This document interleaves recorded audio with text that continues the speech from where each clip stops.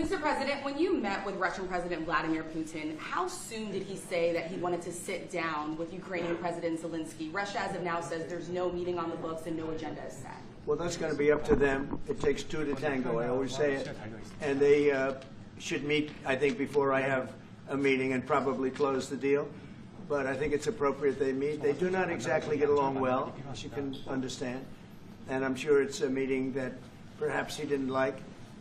But he wasn't happy about coming to the United States either. That was a big concession, and I appreciate the fact that he did. You know, I've always had a very good relationship, despite a fake Russia haunt that we had. But we've always had a great relationship, very good relationship, strong relationship with Russia. That's a good thing, not a bad thing, by the way. That's a very good thing.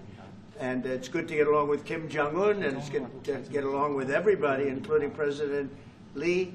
It's good to get along, and I get along with the foreign leaders. You see that with the biggest group of foreign leaders that we've ever had. Don't forget the European Union was here also representing a large group of countries just recently. So I believe that we're going to get that war straightened out. We're going to get it done.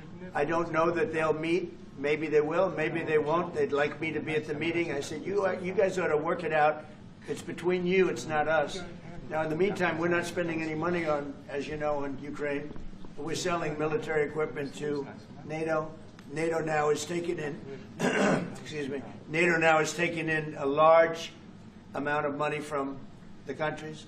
They're taking in 5% of GDP versus 2%.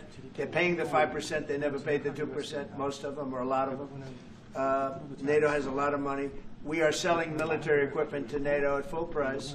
And NATO's distributing that equipment to wherever they are, I mean, perhaps to Ukraine. So NATO's working with Ukraine. Biden was giving hundreds of billions of dollars, just willy-nilly, just giving money. He had no idea where it was going. It was terrible what was happening. So we're not involved anymore in terms of the cost. We're in for $350 billion. As you know, I also got the rare earth deal done with Ukraine, which was worth much more than the $350 billion.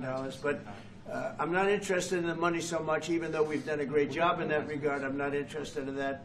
I'm interested in stopping a war where last week 7,109 soldiers died, both Russian and Ukraine.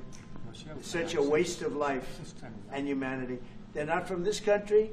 They're not from any other country other than Ukraine, for the most part, other than Ukraine and Russia. But it's a very important thing to me to stop it. I stopped 7 wars that were raging, one for 31 years, the Congo, and as you know, Rwanda, one for 35 years. I don't have to go into them. You know the list better than I do. But we stopped a lot of wars, including, you think about it, India and Pakistan, which was probably 2 weeks away from being a nuclear war. They were shooting down airplanes all over the place. So I'm very proud of that. I thought this would be, in many ways, the easiest way. I have a very good relationship with Putin. I thought it would be the easiest one to stop, and it's really not. It's very complex. It's very personal from their standpoint. There's tremendous dislike personally between the two men, and we're going to have to straighten that out. But I would like to see them meet first. They'd like me to be there. I may be there. I may not. I'll see. But I wanted them to work out their differences first, because it is ultimately between them. And when that happens, I think we'll get an end.